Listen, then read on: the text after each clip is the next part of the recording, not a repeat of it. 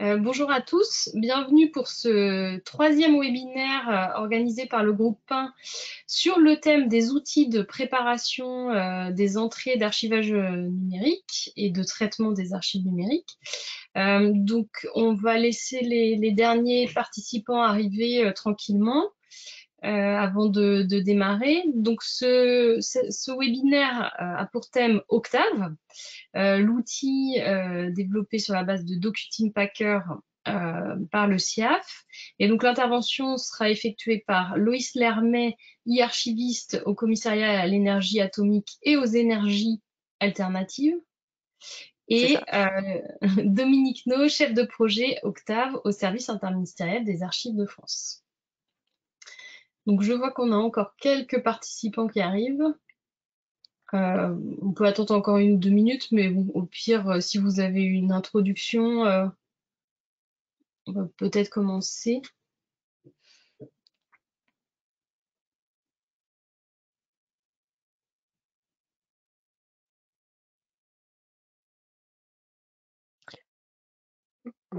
Oui, bonjour à toutes et tous. Donc, bienvenue dans ce webinaire. Loïs Lermet et moi, on va se partager la présentation aujourd'hui qui va s'adosser à des expériences extrêmement concrètes. Donc, le temps que tout le monde s'installe, on va peut-être dérouler un petit peu le plan de l'intervention. Donc, on va commencer sans grande surprise par une présentation du projet, hein, ses grandes étapes et ses caractéristiques. Et puis ensuite, aux démonstrations préparées par Loïs, découvrir Octave pas à pas dans son installation. Ensuite, à travers un bloc qui concerne l'importation des données, la création de paquets, l'analyse, le classement et la description. Un bloc consacré à la recherche, au dédoublonnage, à la suppression et à l'export du SIP. Un bloc enfin consacré à la configuration, parce que c'est une des caractéristiques d'Octave, c'est de pouvoir configurer les choses. On verra également à travers d'autres expériences comment on peut verser dans un SAE ou exploiter dans un système d'information archivistique. Et enfin, on conclura par des perspectives. Donc chaque petite séquence de démonstration, il y aura un petit intervalle entre chacune qui vous permettra, le cas échéant, de poser des questions orientées vers ce qui vous aura été présenté ou d'apporter des précisions. Et puis bien sûr, en fin de webinaire, on aura un temps pour échanger et répondre dans la mesure du possible à vos questions. Alors, est-ce que tout le monde est arrivé ou est-ce qu'on attend encore un petit peu? Oh, non, je pense que tu peux y aller. On a plus de 250, plus de 250 personnes. D'accord, Je pense que ça d'accord, merci beaucoup. devrait pas être. Juste une petite précision technique pendant le lancement des vidéos. Donc, si vous n'entendez pas suffisamment, il suffira de monter le son sur votre propre poste, hein, puisque le son est pré-réglé dans les vidéos. Donc, c'est depuis votre poste que vous pouvez mettre plus ou moins fort. Voilà, donc petite précision. Et donc, cette opération coupe automatiquement les micros de façon à ce qu'il n'y ait pas de double son. Alors, on va commencer par une présentation du projet. Alors, pourquoi est-ce que je ne vois plus le... Voilà, que je vais remettre sur la bonne diapositive. Alors, voilà. Donc, au niveau des... Donc, pardon hein, de redire peut-être des choses que vous avez déjà entendues, hein, puisque c'est un projet qui a démarré il y a un petit moment, hein, puisque ça a démarré en 2015 par l'animation d'un groupe de travail qui regroupait à la fois des collègues au niveau des administrations centrales et aussi des collègues des services territoriaux. Donc il s'est agi de recueillir des cas d'usage et de construire, de construire ensemble les besoins. Une opération extrêmement approfondie de test d'outils a été menée par les collègues en place à l'époque et donc qui ont été décrits dans le carnet de recherche du SIAF. Si ça vous intéresse, vous pouvez aller regarder tous les outils qui ont été examinés. Le projet a ensuite été cadré, hein, il y a une étude de risque qui a été menée, un chiffrage, et ensuite en 2017, il y a eu un recadrage du projet au vu des fonctionnalités qui existaient dans l'outil évoqué par Mélanie tout à l'heure, qui est l'outil DocuTeam Packer, qui est édité par la société suisse DocuTeam, qui produit d'autres outils, mais c'était cet outil Packer qui nous intéressait particulièrement. Les développements ont été menés à partir de novembre 2017 pendant plus d'un an et ensuite c'est mis en place un audit de code puisqu'il s'agissait d'apporter une solution qui offre toutes les garanties au moment des déploiements. Donc c'est un audit de code qui a été menée à l'initiative du SIAF de façon à obtenir les meilleures garanties possibles pour notamment en prévision du déploiement de la solution dans les missions. Ensuite, tout ceci a débouché le 1er octobre 2019 par la publication d'une première version sur le site France Archives, accompagnée d'un manuel d'utilisation qui a bénéficié de l'expérimentation qui avait été menée sur le terrain par un certain nombre de collègues et donc qui a pu être le plus concret possible. Les codes de source ont été mis à disposition sur le GitHub du ministère de la Culture. En août 2020, s'étant suivi la publication sur France Archives d'une version renforcée. Alors, non pas que la version précédente n'était pas sûre, mais il y a quelques éléments qui ont été ajustés. Mais qui en termes de fonctionnalité n'a pas apporté de changement par rapport à la version de 2019. Et enfin, on verra ça plutôt en fin de webinaire en 2021, riche des remontées des utilisateurs, on s'est intéressé à un certain nombre d'évolutions à apporter à l'outil, mais dont on reparlera un petit peu plus tard. Alors, au niveau des caractéristiques, donc la version actuelle d'Octave est adossée à la version 5.4.0 de l'outil DocuTeam Packer qui vit sa vie propre de son côté, hein, puisque la société suisse DocuTeam continue à le porter. Mais donc la version d'Octave a pour noyau DocuTeam Packer 5.4.0. C'est un logiciel libre qui est une licence GNU GPL qui est basée donc sur l'outil DocuTeam Packer, comme je viens de le dire. La documentation est à la fois le manuel mis à disposition sur France Archives, mais aussi une documentation en ligne sur le site de DocuTeam. C'est un client lourd Java avec deux distributions, l'une avec Java si vous n'en disposez pas déjà et l'autre sans si vos équipements en sont déjà pourvus. C'est un dossier, c'est fourni sous forme de dossier zip à télécharger. Et ça s'inscrit dans un écosystème d'outils, hein. Donc le webinaire d'aujourd'hui est donc le troisième, après la présentation d'autres outils qui sont Archifiltre et Recip. Et donc nous avons mis en place une page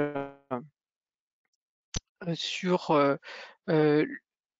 hypothèse qui s'efforce, donc là c'est un extrait, hein, vous pourrez aller voir le document au complet sur la page hypothèse, qui s'efforce de montrer les caractéristiques de chaque outil, hein. Donc il ne s'agit absolument pas d'un benchmark, mais bien d'essayer d'esquisser les personnalités de chaque outil. Et donc vous avez pu voir notamment que l'outil Archifiltre était un outil qui était très orienté amont sur l'audit et le diagnostic, et donc c'est apparent ensuite dans les caractéristiques répertoriées.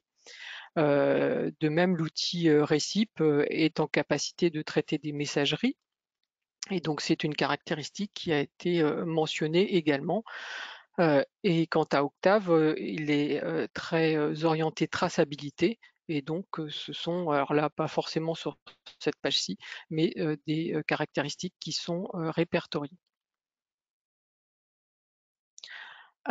Donc comme je l'ai dit, c'est un outil qui est basé sur DocuTeam Packer. Donc là, vous voyez le découpage des outils élaborés par la société DocuTeam. Donc à gauche, l'outil DocuTeam Packer, donc qui est vraiment pour ce qu'on appelle la préparation, hein, donc la création de SIP, qu'elles soient manuelles ou éventuellement dans certaines applications qu'ils ont développées de leur côté en création automatisée. En revanche, ils ont d'autres outils qui s'y adjoignent, qui sont par exemple l'outil DocuTeam Feeder. Alors, donc l'outil Octave a été conçu pour aider à la préparation des versements, donc ce qui veut dire qu'il regroupe un certain nombre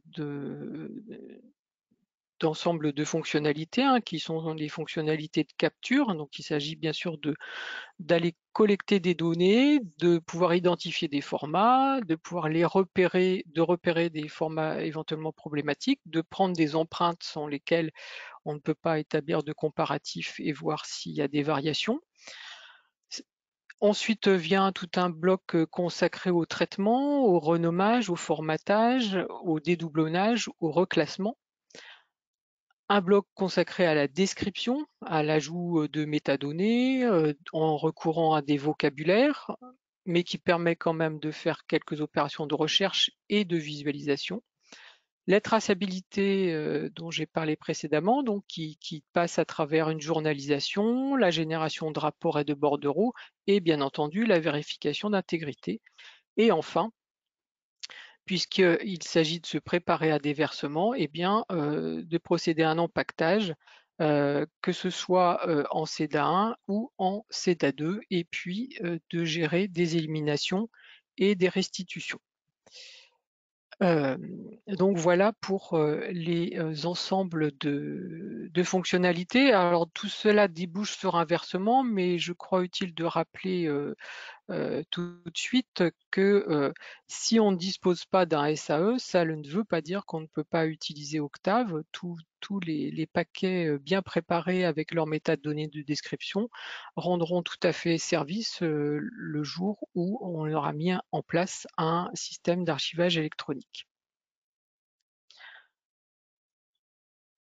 Alors, si il n'y a pas de, je vérifie quand même qu'il n'y a pas de questions. Il n'y a pas de question, Dominique. Pardon? A priori, pas de questions. D'accord, merci beaucoup Mélanie. Donc ben, on va attaquer la description d'Octave pas à pas. Alors donc bien sûr, il faut commencer par l'installer, mais vous allez voir, c'est extrêmement simple. Et puis ensuite, à travers donc les démonstrations préparées par Loïs Lermet, eh bien, on va pouvoir découvrir plus précisément un certain nombre de fonctionnalités.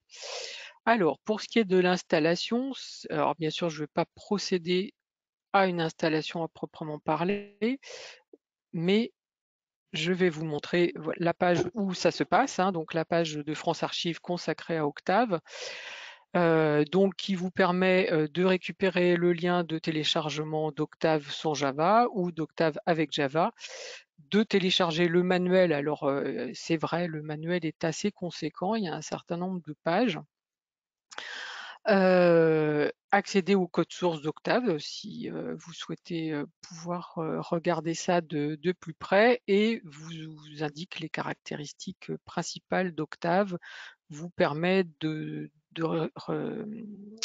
télécharger Droid si vous souhaitez investiguer davantage sur les formats de fichiers. Donc a priori pas de d'installation complexe, hein.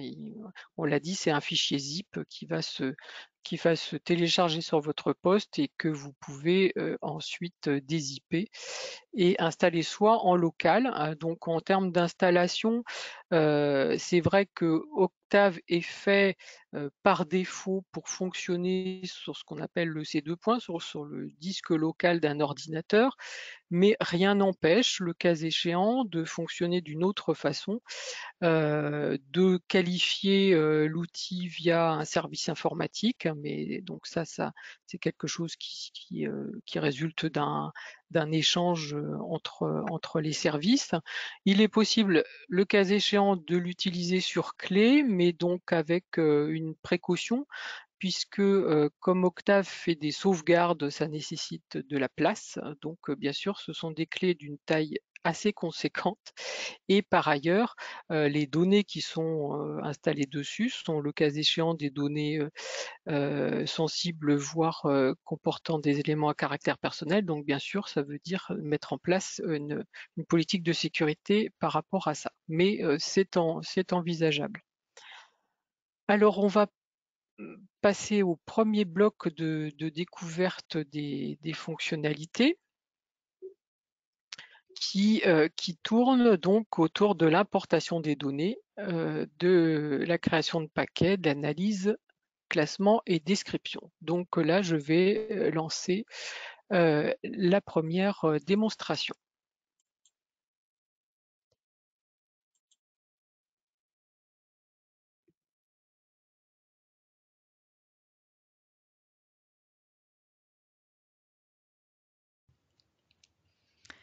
Bonjour à tous, je suis Loïs Lermé et archiviste au groupe Archives du Centre du CEA de Grenoble.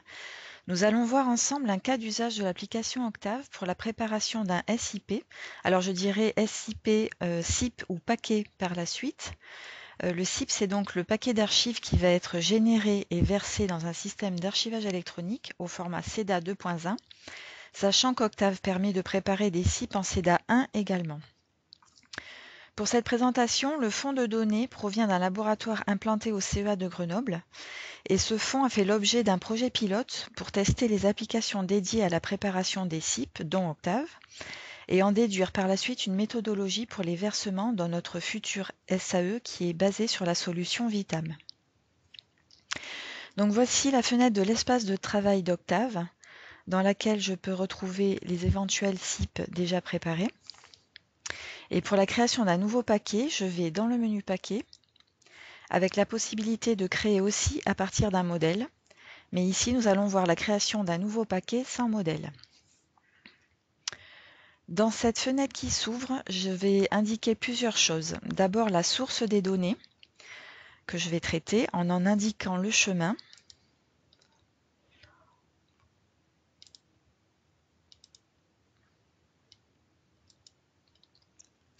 Si je le souhaite, je peux demander à ce que les données soient supprimées une fois le SIP créé en cochant cette option. Ici, donc, je laisse non coché car je préfère conserver les données. J'indique ensuite la destination du SIP par le chemin qui sera le même que pour les données sources.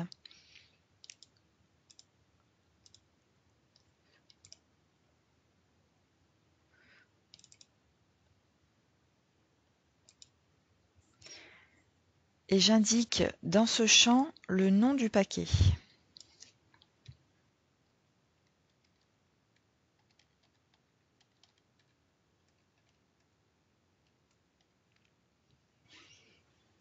Je n'oublie pas de cocher la case ZIP pour obtenir un des formats de SIP attendus par le système d'archivage.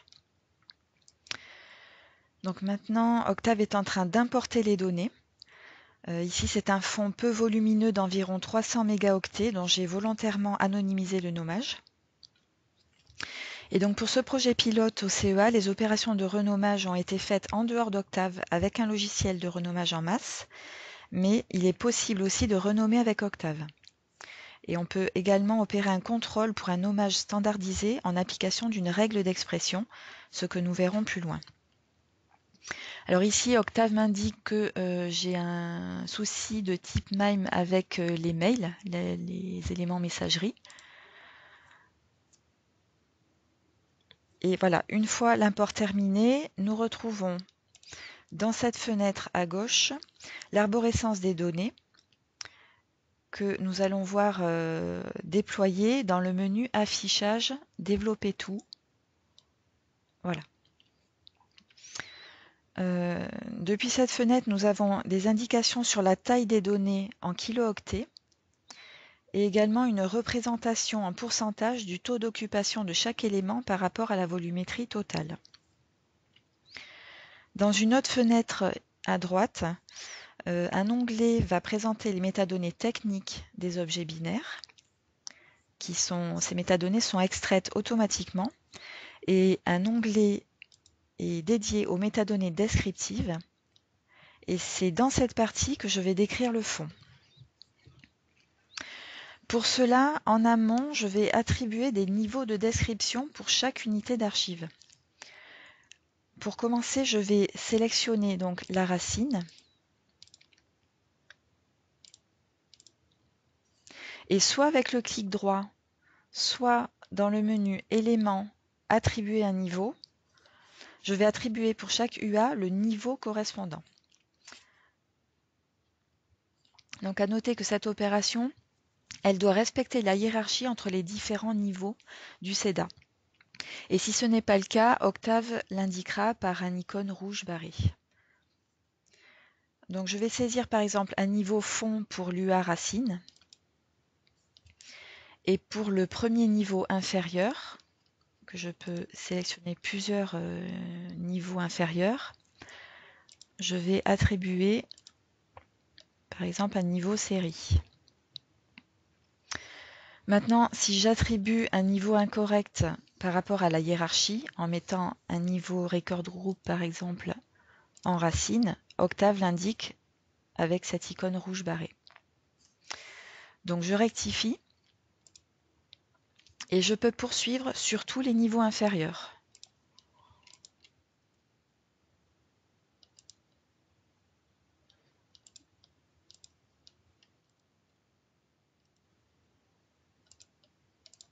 Voilà. On passe ensuite à la saisie des champs descriptifs de l'onglet Description. Alors selon la granularité de la description définie, c'est-à-dire que je peux décider de décrire un fond de façon globale sur l'unité d'archive racine, ou bien de le faire à des niveaux inférieurs, sans répéter bien sûr ce qui a été décrit en niveau supérieur. Dans cet onglet Description, on retrouve les champs nécessaires à la saisie des métadonnées descriptives, mais il y a aussi les champs pour les métadonnées de gestion. Par exemple, je vais pouvoir attribuer ici une règle de communicabilité. Donc là, pour les archives communicables immédiatement, à l'aide de cette liste déroulante. La règle de durée d'utilité administrative se saisit aussi avec une liste déroulante. Donc je vais entrer 10 ans. Et donc ces valeurs proposées sont issues d'un thésaurus. Et ce thésaurus peut être remplacé par un autre thésaurus en modifiant les paramètres de configuration d'Octave. Donc nous verrons cela un peu plus loin. Je poursuis avec le champ dédié au sort final et celui du service producteur.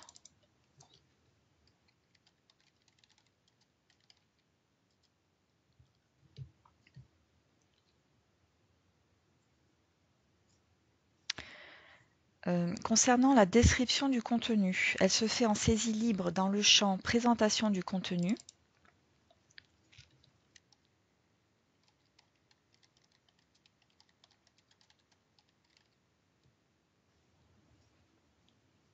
Et je peux indiquer également un historique de conservation, les dates extrêmes,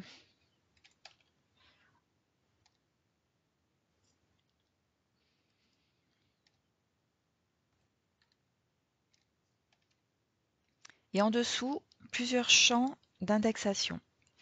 Sachant que certains champs d'indexation sont soit en saisie libre, soit en liste déroulante avec des valeurs issues de thésaurus.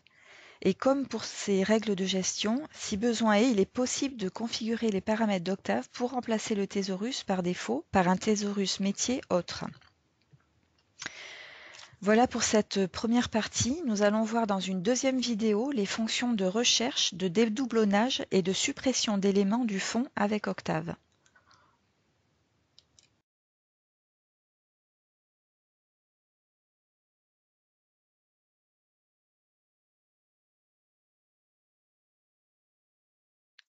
Voilà, donc pour ce premier ensemble,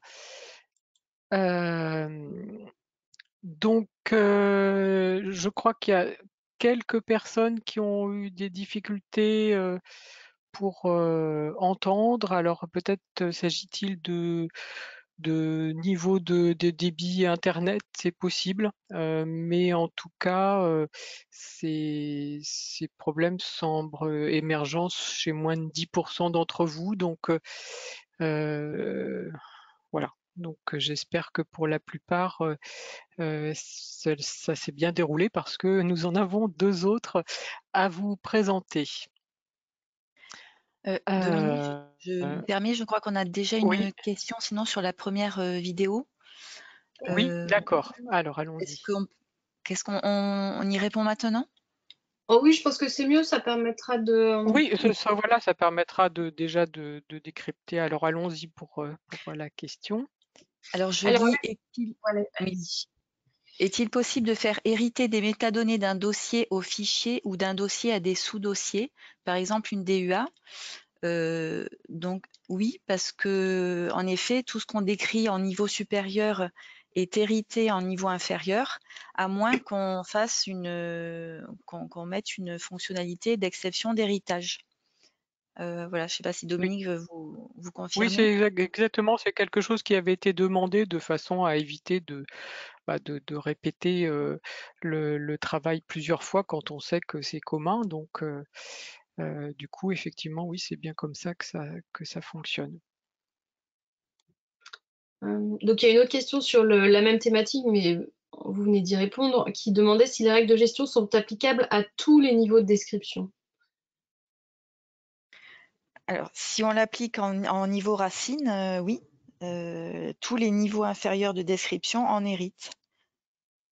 Voilà. C'est vrai qu'en général, les Donc là, après, métadonnées il de faut bien gestion, réfléchir à son organisation, c'est-à-dire être sûr que ça couvre bien 100% des enfants, si je puis dire, et du coup appliquer le niveau de description aux endroits où ça semble le plus judicieux. Donc si c'est 100%, effectivement, autant le mettre au niveau le plus haut, mais sinon il vaut mieux l'appliquer à des sous-ensembles si ça peut être le cas échéant hétérogène. Il y a une autre question qui demande la volumétrie maximale acceptée par les paquets dans Octave pour le traitement. Alors effectivement, Octave, c'est pas un traitement industriel. C'est grosso modo, après on n'a pas eu forcément de statistiques fines, mais jusqu'à 2 gigas, ça se passe plutôt bien. Après, on peut s'attendre à des forts ralentissements. Donc c'est vraiment un outil qui est fait pour traiter des petits ensembles bureautiques et pas pour traiter toute une tranche réseau d'un seul coup. Donc là, donc c'est la raison pour laquelle c'est intéressant de pouvoir articuler les outils entre eux, de façon à, si on veut poser un diagnostic sur tout un ensemble, à ce moment-là, utiliser plutôt Archifiltre par exemple. Et puis après, quand on a déterminé une stratégie de traitement, on peut s'attaquer à des petits segments avec Octave. Quels sont les thésaurus par défaut? Est-ce qu'il y en a? Oui, alors après, il y a donc effectivement les règles sur les règles de communicabilité qui sont appliquées. Il y a le thésaurus pour les archives locales. Donc c'est vrai que il est encouragé d'utiliser des référentiels nationaux pour les choses qui sont des descriptions standards. Après, rien n'empêche de compléter, voire de remplacer ces référentiels par autre chose. Et ça, c'est justement ce qui va faire l'objet d'une des démonstrations, de montrer comment on peut eh bien, appliquer d'autres référentiels si on le souhaite. Alors, une autre question. Quand on travaille sur un paquet, faut-il sauvegarder régulièrement ou est-ce enregistré automatiquement à intervalles réguliers? Alors, il n'y a pas d'enregistrement automatique, il faut absolument sauvegarder. Et une des éventuellement perplexités qui peut émerger, c'est quand on veut faire de l'élimination par exemple et qu'on n'a pas sauvegardé son paquet dans la nouvelle configuration, et à ce moment-là, on se retrouve avec rien dans le bordereau d'élimination, donc c'est complètement normal. Donc c'est vraiment une décision volontaire de sauvegarder ou non, parce que en fait, pour le retour à l'état antérieur, ça c'est pas forcément quelque chose qu'on a repris dans les démonstrations, mais on a un espace qui est consacré aux sauvegardes et on peut stocker différents stades, et si on n'est pas satisfait de ce qu'on a mené comme traitement, eh bien on peut revenir à un état antérieur. Alors peut-être effectivement il faut avoir un niveau raisonnable de sauvegarde parce que tout ça prend de la place, que ce soit sur son disque dur, le cas échéant sur un espace réseau si on a pu construire quelque chose de ce genre-là. Donc voilà, si on fait 50 sauvegardes, ça prend beaucoup de place, donc il faut arriver à trouver le bon calibre. Alors, sur la limite pour les imports, la question est la limite de volume pour les imports en poids, mais aussi en nombre de fichiers. Alors là, j'avoue que j'ai pas la réponse. Oui, je n'ai pas poussé Je l'application non plus à ses limites pour pouvoir y répondre. je Alors, note la question, on voilà, va si je inviter les peux un participants jour à apporter tester. cette, Donc toujours sur les métadonnées, donc on a dit qu'on pouvait faire hériter les niveaux inférieurs des métadonnées du niveau supérieur. Est-ce que à l'inversement, enfin à l'inverse, il est possible de reporter les métadonnées des niveaux inférieurs au niveau supérieur, notamment les dates extrêmes d'un sous-dossier se reportant au niveau supérieur? ah, non, c'est vraiment plutôt en descendant, Ok. Et une dernière ouais, question, non, c'est comment ajouter un deuxième mot matière pour l'indexation? alors ça, Ah, alors je ne sais plus, Loïs, si on oui, l'a prévu dans une des démonstrations? Oui, hein? c'est la 3e vidéo. Donc Ah ben, très bien, ben, on y dans la reviendra tout à 3e l'heure. vidéo, vous aurez la réponse. Voilà. Question Donc il n'y a plus de à questions. apporter à Un niveau peu de du patience. merci beaucoup. Donc du coup, on va enchaîner avec le prochain bloc de fonctionnalité. Donc oui, la présentation doit toujours être à l'écran, je crois. Oui. Voilà, donc du coup, petite précision apportée entre la différence entre le tri, donc pour mettre dans un ordre alphabétique, et donc là, ce qu'il faut avoir à l'esprit, c'est que ça tient compte de la casse, donc ce qui veut dire que les lettres majuscules vont être positionnées avant les minuscules. Le classement consiste à pouvoir déplacer des fichiers, des dossiers, soit à la verticale, soit de façon horizontale. Et enfin, il est possible d'ajouter des fichiers, des dossiers dans l'arborescence qui est déjà préexistante, et on peut aussi mettre des dossiers vides dans l'arborescence pour après aller y insérer des choses. Donc il y a un certain nombre d'aménagements possibles. Alors, on va voir maintenant comment rechercher des doublonnets, supprimer et exporter un SIP. Et donc, je vais lancer la seconde vidéo en espérant que tout le monde va bien pouvoir entendre.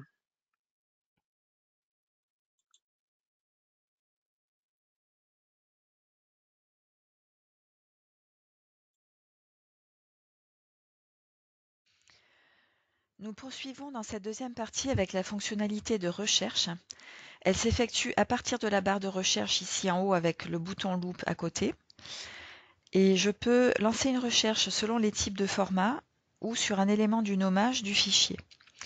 Par exemple, je vais lancer une recherche de format MSG pour retrouver des mails. Je vois ici à droite que j'obtiens 11 résultats que je peux faire défiler avec les flèches. Autre type de recherche, par le nom ou un élément du nommage. Je voudrais cette fois retrouver des fichiers de type image qui concernent des prises de vue détaillées et que je veux exclure du futur SIP. Je vais donc les rechercher pour les noter comme à supprimer. Donc je vais entrer détail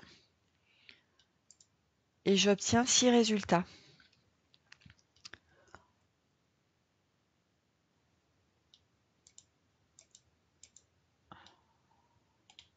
Donc je vais supprimer ces deux-ci. Alors ces éléments, je vais pouvoir les noter à supprimer en retournant dans le menu d'attribution de niveau de description. Car il existe un niveau, alors qui n'est pas un niveau du CEDA, mais qui fait office de suppression avec la fonction trash. Pour exécuter la suppression, je vais dans le menu Paquet, suppression des éléments marqués. À noter que cette opération a pour but d'exclure les éléments marqués du futur SIP et non pas de les éliminer en dur. Alors, au cas où on devrait en effet procéder à une élimination d'archives avec l'aval du contrôle scientifique et technique, Octave permet de générer un bordereau d'élimination. Pour cela, on retourne dans le menu Paquet, Créer un rapport, bordereau d'élimination. Et j'ai ensuite une fenêtre qui s'ouvre ici pour l'enregistrer. Je voudrais maintenant vérifier les redondances du fond, à savoir s'il existe des doublons justifiés ou s'ils sont là par erreur et donc à supprimer. On va pour cela utiliser la fonction de dédoublonnage dans le menu Paquet.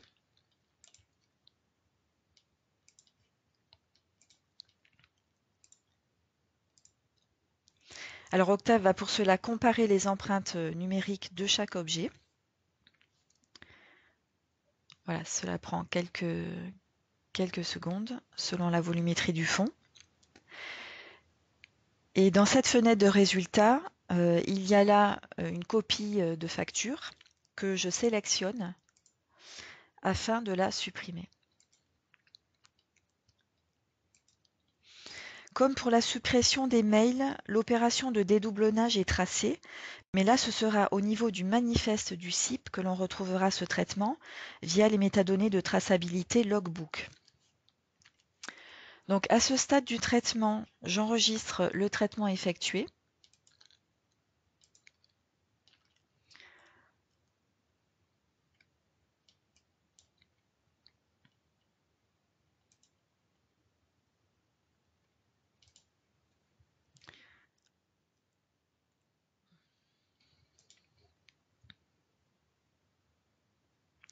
Et je génère ensuite le SIP via le menu Paquet, Exporter SIP.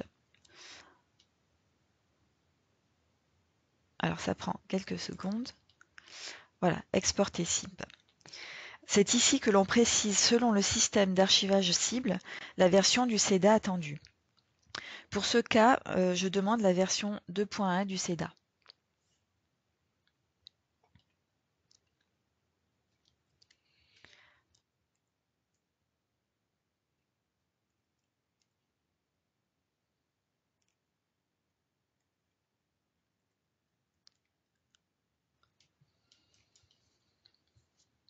Le SIP est créé, qui se présente en deux parties.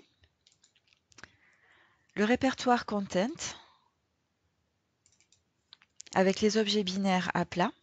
Alors ce sont les niveaux de description que l'on a renseignés qui permettront au système d'archivage de recréer la structure du fond.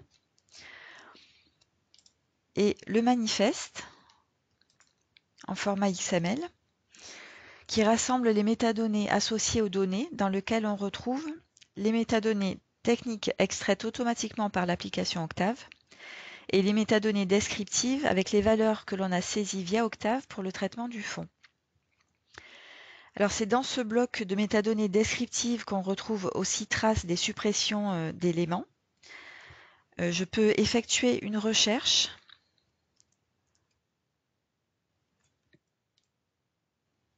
Alors c'est un peu petit. Alors je vais entrer deleted pour retrouver les éléments que j'ai pu supprimer. Donc je retrouve dans ce bloc de métadonnées la trace de la suppression des photos que j'avais indiquées, donc des photos détaillées. Voilà. Donc voilà pour cette deuxième partie. Pour une utilisation approfondie d'Octave, nous allons voir en troisième et dernière partie les possibilités de configuration de l'application, telles que l'application d'un nommage standard et l'indexation avec une ontologie autre que celle proposée par défaut dans Octave.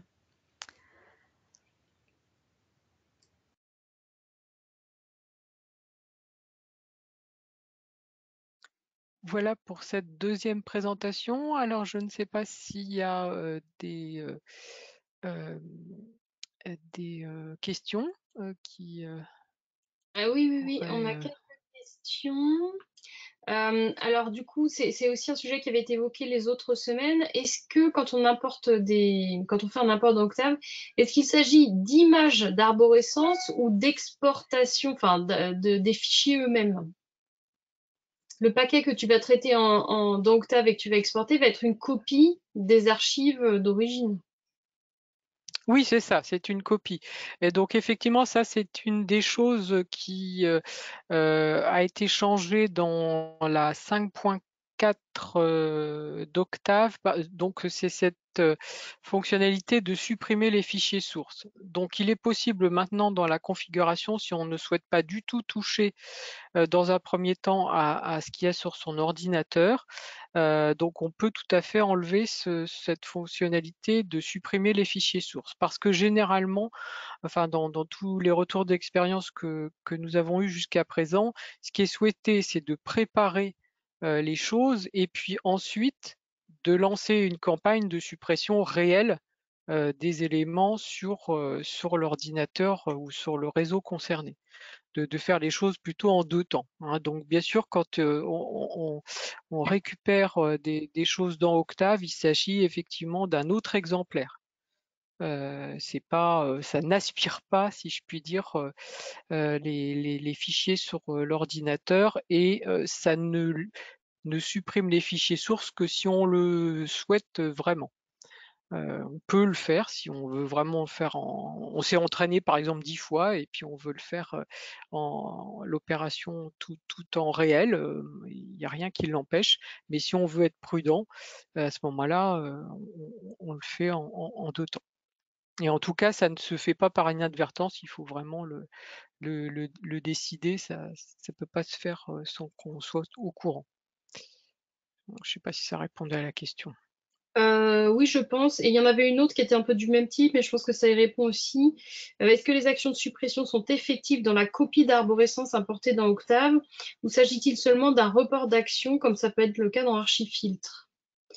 Donc là, je pense que tu viens d'y répondre avec la Bah, fonctionnalité. alors après, effectivement, quand ça sort d'Octave pour aller, donc là, pour l'export, du coup, on n'emmène pas ce qu'on souhaite pas emmener.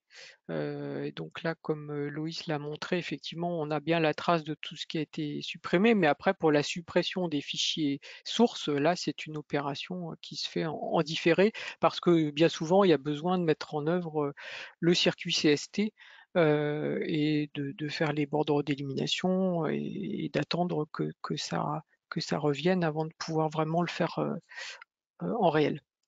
Oui, on pourrait plutôt parler en effet du fait qu'on exclut certains éléments du CIP plutôt qu'une suppression en dur d'un Mmh. élément. Et voilà, Alors, on ne fait pas monter dans le train les fichiers dont on ne veut pas. Alors après, il y a une question assez longue, mais alors là, c'est vraiment très précis. Donc, par rapport à l'héritage des niveaux inférieurs à supérieurs. Donc, la question est comment corriger les dates extrêmes de tous les dossiers qui prennent automatiquement dans les métadonnées de description la date d'import dans Octave? Car cela impose de corriger ces métadonnées manuellement avant versement dans le SAE afin d'éviter qu'il y ait des dates extrêmes faussées. Et donc, sur des fonds volumineux, cette opération peut s'avérer très fastidieuse. Donc, il s'agit d'appliquer un traitement global. Alors, je me demande s'il n'y a pas quand même quelque chose de possible. Parce que soit on va effectivement agir sur des exports CSV, puis on fait des choses un petit peu globales et après on réimporte dans le SAE après correction. Ça, c'est une technique possible, mais qu'on va pouvoir voir à propos de l'export des métadonnées sous forme de CSV vers un SIA. Donc, mais ça passe par une manipulation intermédiaire. Après, donc effectivement, faudrait examiner ce point de voir s'il y a un traitement global date applicable sur les métadonnées après import. Là, je suis plutôt à noter cette question parce que je veux pas qu'on s'emballe si jamais voilà.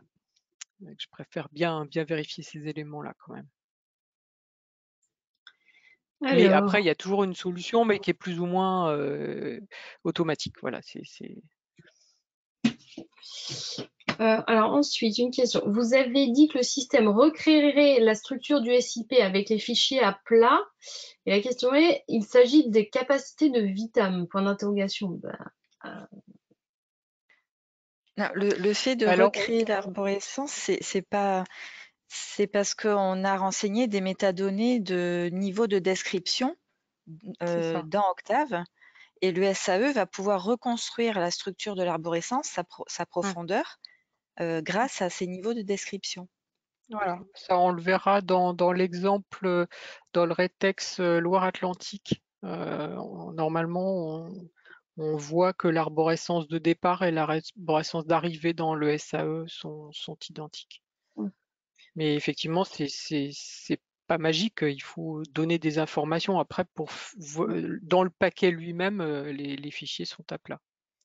C'est la visualisation du SIP dans le Voilà, SAE, en c'est ça. fait, le reconstitue, quoi. C'est ça. Ok.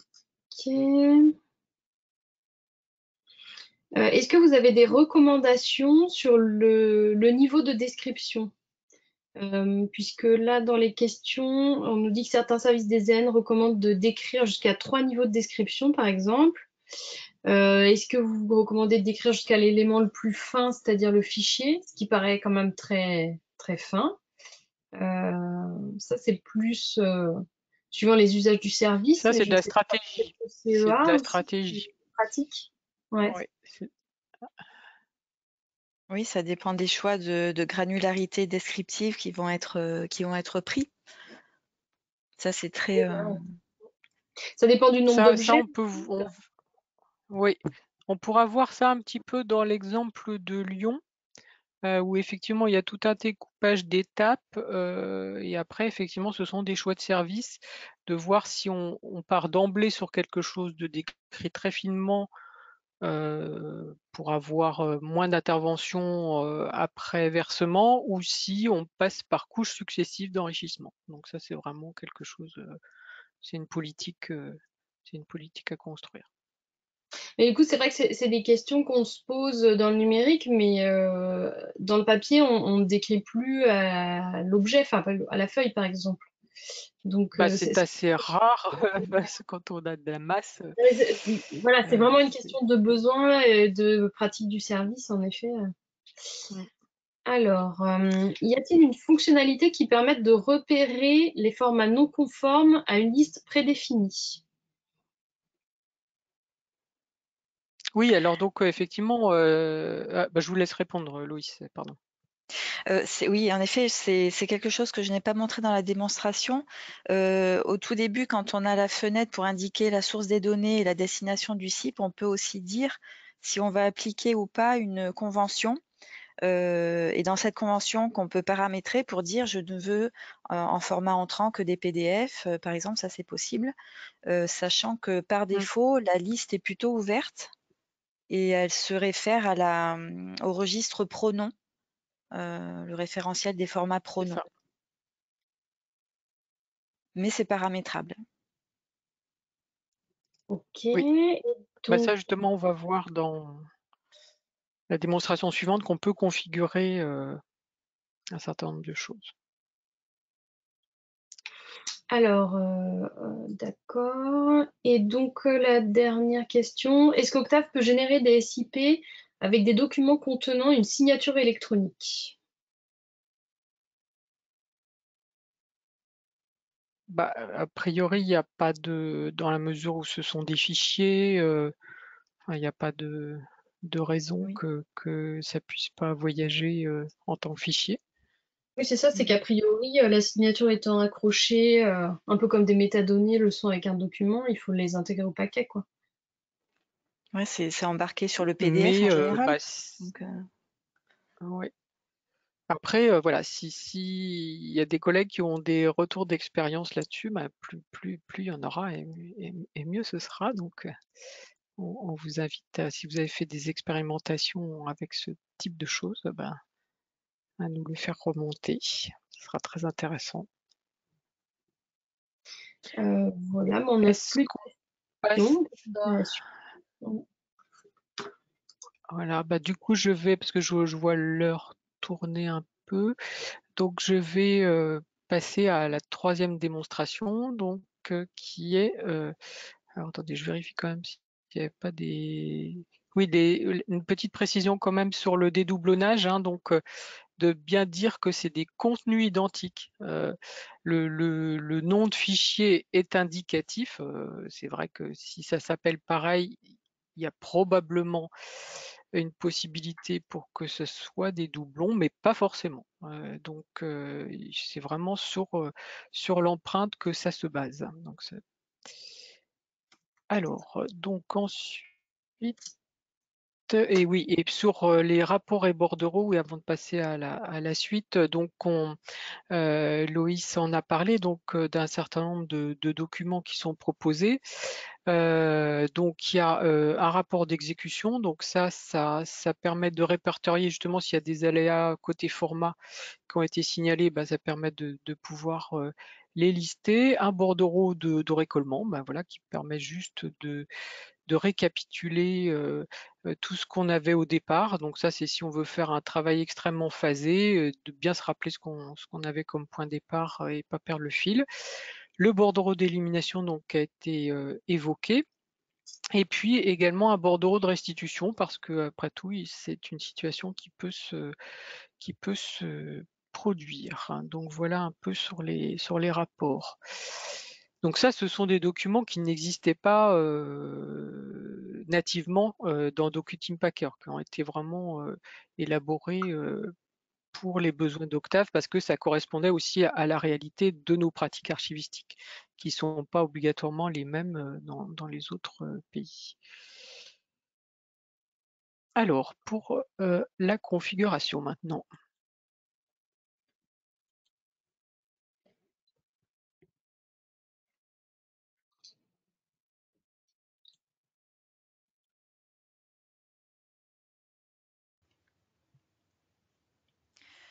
dans cette dernière partie, nous allons commencer par voir une des possibilités de configuration d'Octave en modifiant une ontologie par défaut par une autre ontologie. Dans le cas présent du fonds du laboratoire du CEA, j'ai eu besoin de modifier cette ontologie, en particulier pour le champ d'indexation type de document. Dans ce champ par défaut, j'ai le choix entre différentes valeurs d'un vocabulaire contrôlé, issu du thésaurus des archives locales. Ces valeurs ne sont pas tout à fait adaptées à la production documentaire du laboratoire du CEA en question. Je vais donc commencer par construire un vocabulaire maison adapté à l'activité du producteur. je vais pouvoir créer ce vocabulaire en format CSV à partir d'un modèle. Pour cela, je me rends dans le répertoire Configuration d'Octave, c'est-à-dire à partir de l'espace téléchargement du serveur, si tel est l'emplacement de l'application, et on va suivre le chemin suivant. Octave DocuTeam Packer, octave.app, Contents, DocuTeam Packer et Config. Donc, je vais ouvrir en dernier lieu le répertoire CSV. Et j'ai ici un exemple de vocabulaire que je peux remanier selon les besoins.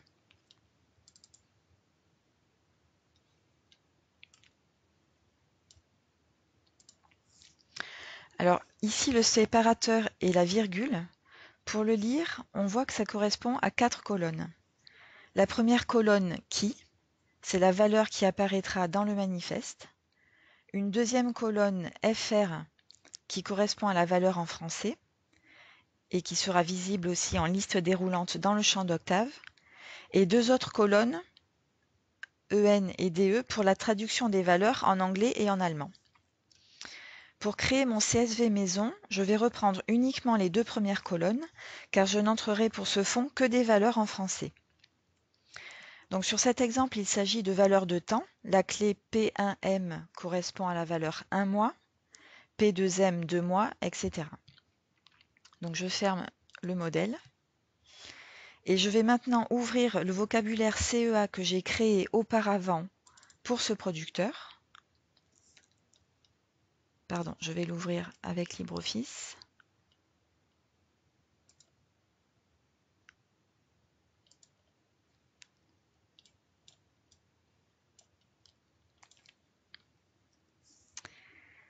Et très important, j'ai placé ce nouveau CSV au même endroit que le modèle dans le répertoire CSV du répertoire config. Donc j'ai bien 2 colonnes qui et FR. Et par exemple, la première valeur de mon vocabulaire métier, CEA, sera ADM pour la clé qui correspondra aux documents de type administratifs et commerciaux. Et j'ai plusieurs clés pour plusieurs valeurs et je peux en définir autant que nécessaire.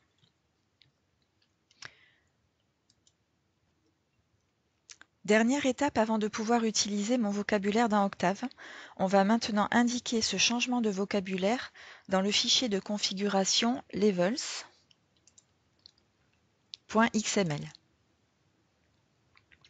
Ce fichier de configuration va servir à indiquer à l'application vers quel vocabulaire pointer pour alimenter les listes déroulantes des champs concernés. Je retrouve ainsi la référence au vocabulaire par défaut d'Octave, comme ici au début, les règles de communicabilité indiquées par leur chemin, leur nom de fichier et le type de format de l'ontologie, donc SCOS ou CSV. Pour ce cas présent, c'est la typologie documentaire par défaut que je vais remplacer.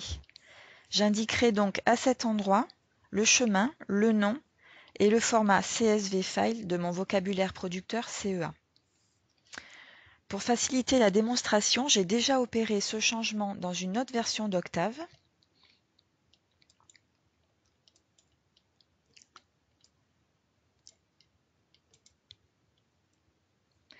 L'ontologie par défaut n'est ici plus active et si j'entre dans la liste déroulante du champ type de document, je retrouve les valeurs de mon vocabulaire CEA. Voilà donc pour cette partie de configuration des ontologies. On va maintenant conclure par les possibilités de normalisation des noms des éléments.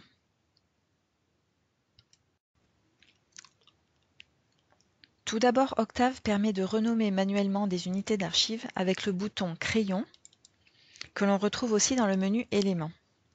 Là, je vais modifier le nom de l'élément racine.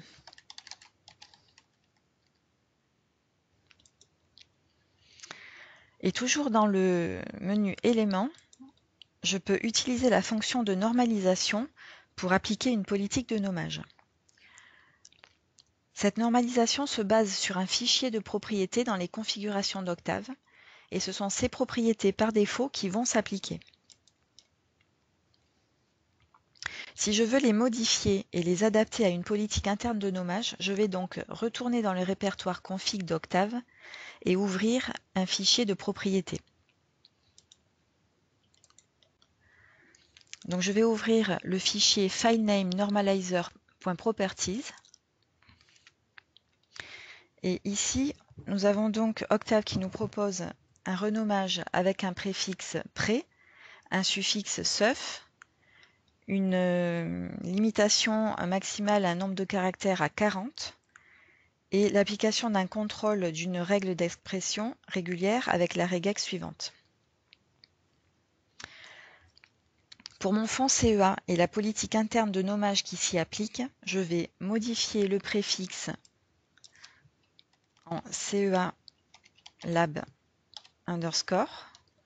Je vais supprimer le suffixe dont je n'ai pas besoin et augmenter le nombre maximum de caractères à 67. Pour l'instant, je vais laisser la regex telle quelle.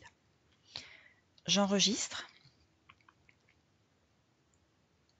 Et nous allons pouvoir appliquer dans Octave ces nouvelles propriétés au fond en retournant dans le menu Éléments, Normalisation des noms des éléments. Donc Octave applique les nouveaux préfixes, vérifie le nombre de caractères et la cohérence avec la regex. Donc on voit maintenant que la normalisation a bien été appliquée sur l'ensemble des éléments et en effet, je retrouve bien mes préfixes.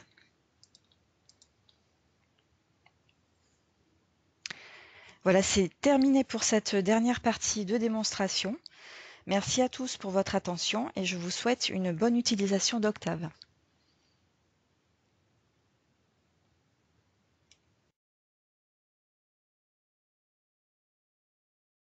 Voilà pour cette présentation. Donc, si vous avez des questions, on va Il y avait un certain pouvoir y nombre de questions répondre. que je pense qu'on n'a pas lu suite, enfin avant la vidéo. Comment l'intégrité des fichiers versés est-elle garantie si les fichiers versés sont des copies?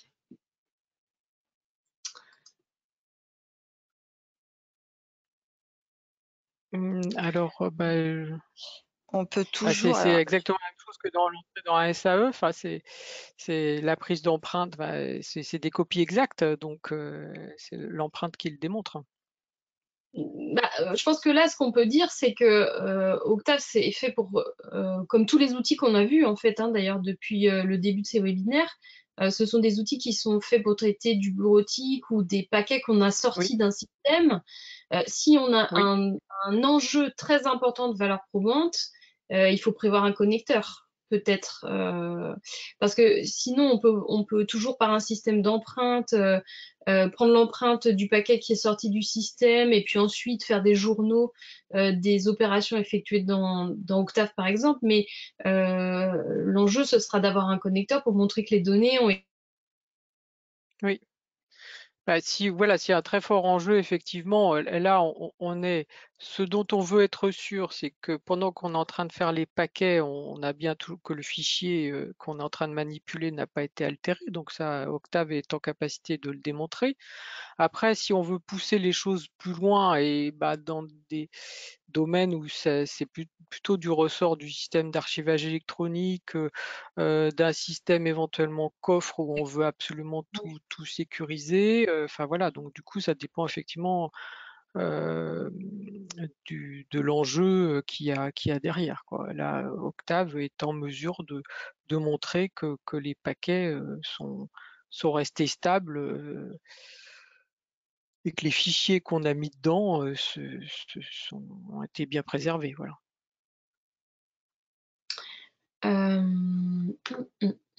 Alors ça, c'était une question que j'avais oublié de lire tout à l'heure. Donc le rapport d'élimination indique en dates extrêmes la date de création du paquet et non la date de création des fichiers d'origine. Est-ce possible de modifier cela? Alors, c'est vrai qu'on peut faire un certain nombre de choses avec la configuration, y compris, enfin là, les rapports, on n'est pas rentré dans ce niveau de détail, mais on peut éventuellement agir sur les en-têtes, on peut faire un certain nombre de choses. Donc après, il faut adosser ça aux besoins. Donc c'est la raison pour laquelle j'affiche cette diapositive, c'est que on peut configurer énormément de choses avec Octave. On peut aller très très loin et faire vraiment de l'adaptation quasiment sur mesure à un service versant. Mais il faut être conscient que, il faut être prudent et garder une configuration, si je puis dire, intacte. La configuration par défaut, faut la mettre sous globe et la sacraliser de façon à pouvoir, en cas de difficulté, pouvoir y retourner. Mais après, on peut avoir une configuration adaptée à un service producteur X, adaptée à un service d'archive Y, avec des paramétrages donc en termes de vocabulaire, des paramétrages sur la normalisation des noms de fichiers. Enfin, on peut vraiment faire énormément de choses. Après, ça dépend aussi de l'appétence et des possibilités internes au service pour se lancer dans ce type d'utilisation. Mais c'est un des avantages d'Octave, c'est que peut-être qu'il fait pas énormément de choses de façon massive ni très automatisée, mais en revanche, il est extrêmement plastique sur la configuration. Alors, toujours sur la traçabilité, est-ce que les modifications apportées par le crayon sont tracées et historicisées? Si oui, est-ce dans le manifeste? Alors, là, on a vu tout à l'heure dans une des démonstrations qu'il y avait des opérations qui étaient effectivement tracées. Ça se voyait hein, quand on supprime les choses, c'est tracé. Effectivement, les renommages sont tracés. Enfin, les différentes étapes sont tracées. Après, il y a les choses qui sont tracées dans le logbook et celles qui sont dans le manifeste. Et donc après, en fait, dans le manifeste, on fait voyager les choses dans l'état où elles sont, c'est-à-dire avec tel nom, telle caractéristique, pas forcément avec 250 étapes de modification. Est-ce que le renommage peut se faire sur une partie du SIP uniquement? Alors oui, c'est-à-dire qu'on peut appliquer le renommage. Alors là, il a été appliqué à un ensemble, mais on peut l'appliquer à des sous-parties. On n'est pas du tout obligé de procéder sur l'intégralité du paquet de la même façon. Et on peut faire unitairement à la main si on veut. Ok, ensuite, donc c'est plus une remarque qu'une question. Donc tous les outils qu'on a présentés, Octave, Archive, Filtre, Recip, sont des outils de préparation uniquement et donnent, par rapport à ce qu'on a évoqué tout à l'heure sur la traçabilité, et ne donnent pas de valeur probante à des fichiers créés des années avant et stockés sans système d'archivage numérique.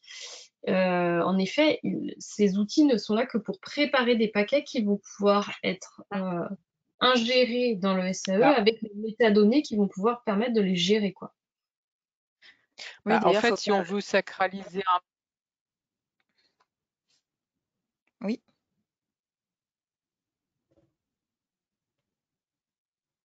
Je pense que Dominique, par moment, on ne t'entend pas.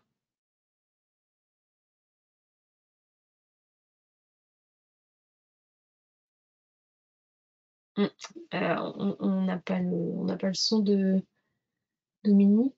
un SAE, c'est un préparateur de paquets. Ouais, je pense qu'on a perdu une partie de ta phrase. Ah pardon. Non, mais c'est... Oui, donc voilà, c'est vraiment... c'est en amont du système d'archivage électronique, c'est fait pour faire de la préparation, mais ça n'est pas un gardien du temple. Il fait les choses de façon tracée et propre, mais après, si on veut bien protéger tout ça, il faut d'autres dispositifs.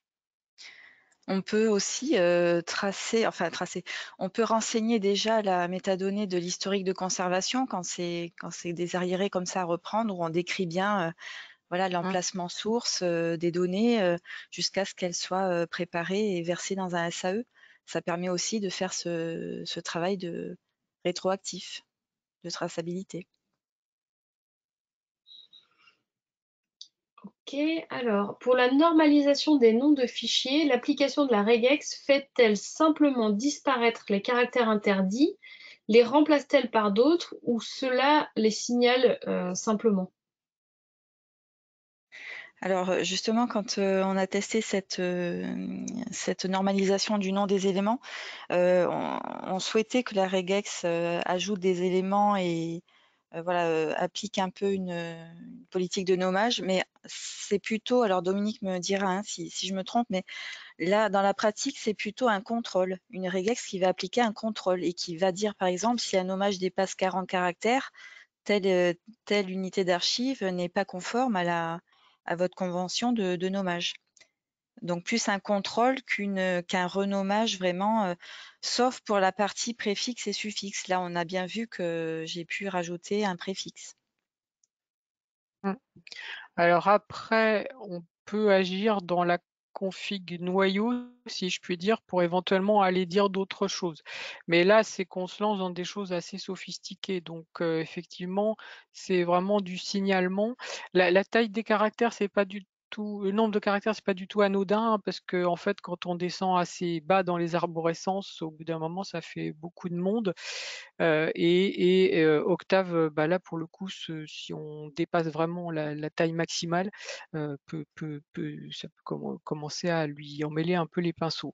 Donc c'est vraiment pour, ce sont des alertes et pour la normalisation avec préfixe suffixe, c'est effectivement une action, mais qui est réversible puisque on peut remonter dans la sauvegarde précédente si ce que ça donne ne nous plaît pas du tout, hein. Alors, question suivante. Dans le processus de préparation d'un fonds, de la collecte des données au versement, qui a été présenté au début de l'intervention, il n'y a pas d'opération de conversion de format, mais lorsqu'on doit préparer des archives et que le service d'archives n'accepte à l'entrée de son SAE qu'un nombre limité de formats d'entrée, est-il possible d'utiliser Octave pour convertir les fichiers avant la constitution du SIP et le versement dans le SAE? Alors Octave non, DocuTeam Packer oui. C'était pas une fonctionnalité qui avait été demandée pour le développement d'Octave parce qu'il avait été considéré que c'était plutôt du ressort de l'entrée dans le SAE, voire de la vie dans le... Enfin, en fait, la conversion de format peut intervenir à un nombre d'étapes assez important. Ça peut être chez le producteur, ça peut être au moment de la préparation, ça peut être au moment de l'entrée dans le SAE, ça peut être à l'intérieur du SAE. En fait, ça peut vraiment intervenir à plusieurs moments. Et quand il s'agit de faire des conversions de format de masse qui demandent quelquefois des traitements assez énergivores et longs, ça peut être intéressant de s'adosser à un outil spécialisé en fait. Ok. Donc une autre question, quand on veut passer d'un paquet CEDA 1 à un paquet CEDA 2.1, est-ce qu'il est possible d'importer les SIP en CEDA 1 et dans Octave et les exporter en CEDA 2.1? Ah, alors non, Octave n'est pas un convertisseur. On aimerait bien, mais non, c'est pas. On aimerait bien qu'il y ait beaucoup d'outils qui puissent faire ça. Il y en a d'autres qui proposent des choses, mais non, on apporte un paquet. Alors, c'est vrai qu'avec les évolutions qu'on va mettre en place en pouvant importer des métadonnées, peut-être que oui, mais enfin, ce serait peut-être un peu utopique. Donc, ce serait plus simple en fait de faire 2 exports, à vrai dire, puisque Octave permet de faire les 2 types d'exports, donc de rejouer. Si par exemple le SAE a changé de base de CEDA, eh bien de refaire un export des métadonnées, parce que le paquet lui-même, en fait, il va pas avoir changé. Enfin, les contenus de fichiers n'auront pas changé, c'est l'organisation des métadonnées. Et pour ce besoin-là, on peut également faire ce qu'on appelle une transformation XSLT. Donc là, il y a des feuilles de style qui sont disponibles pour que le manifeste en CEDA1 fasse pointer vers la feuille de style, la feuille de style CEDA2. Et l'opération se fait comme ça, par cette transformation. Voilà, oui, donc sans vouloir faire de citation commerciale, mais donc il y a des outils de ce type qui sont disponibles en ligne et gratuitement pour pouvoir faire des opérations de ce type-là. Je vais peut-être, est-ce qu'il y a d'autres questions ou sinon je Alors, il y continue? a une dernière question. L'outil rapport permet donc, par exemple avec le journal, de créer un registre des entrées d'un groupe de courriels. Alors, c'est une information ou c'est? C'est une question. Est-ce que l'outil rapport permet, avec le journal, de créer un registre d'entrée d'un groupe de courriels? Alors, dans les rapports qu'on a évoqués, donc il y avait le rapport d'exécution donc qui était vraiment dédié aux problématiques de format. On pourrait dire que le bordereau de récollement, c'est une manière de lister, donc on ne peut pas dire que ça soit vraiment similaire à un registre d'entrée, mais c'est un listage effectivement de départ de ce à quoi on a affaire, donc ce qui est quand même déjà très utile. Et c'était la dernière question. Très bien, donc du coup je vais continuer avec alors cette flèche-là, elle veut pas. Voilà, donc du coup là ce ne seront pas des démonstrations vidéo, ce seront des copies d'écran, mais c'est pour vous donner quand même une idée de ce qu'il est possible de faire une fois qu'on a constitué ces paquets, donc versés dans un SAE et exploités dans un système d'information archivistique. Donc à travers l'expérience de la Loire-Atlantique d'une part et de la métropole et du département du Rhône d'autre part. Donc là, dans l'expérience de la Loire-Atlantique, qui utilise donc l'outil d'archivage électronique Azalae, il a été utilisé le transfert par. Donc là, il s'agit d'une version qui n'est pas la dernière d'Azalae, puisque le déploiement d'Azalae V2 et 2.1 est amorcé. Donc là, on est dans une version un peu antérieure. Et donc voilà, donc il y a le transfert par formulaire qui a été utilisé et qui permet de constater, en fait, vous voyez, j'espère suffisamment que à gauche, c'était l'organisation de constitution du paquet d'Octave et puis à l'arrivée, l'organisation dans Azalae et donc qui permet normalement de constater qu'il y a une organisation par niveau qui suit ce qui était prévu au départ. Donc c'est bien par les métadonnées en fait qu'on peut voir restituer l'organisation par niveau qui était prévue.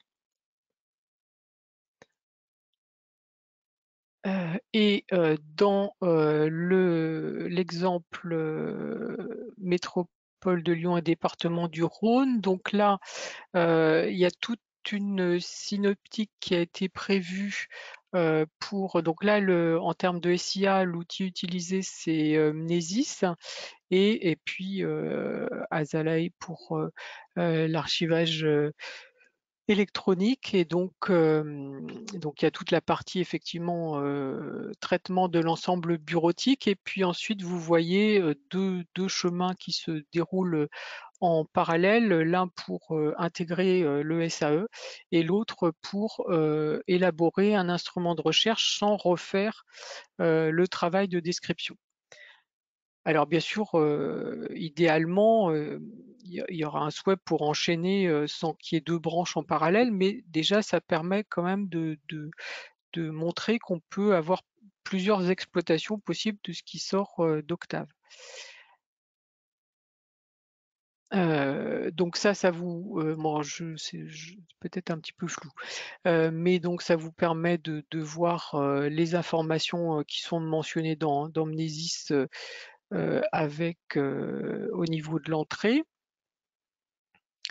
Le transfert dans Azalae avec un bordereau de transfert préformaté, donc un choix différent, mais donc qui fonctionne également.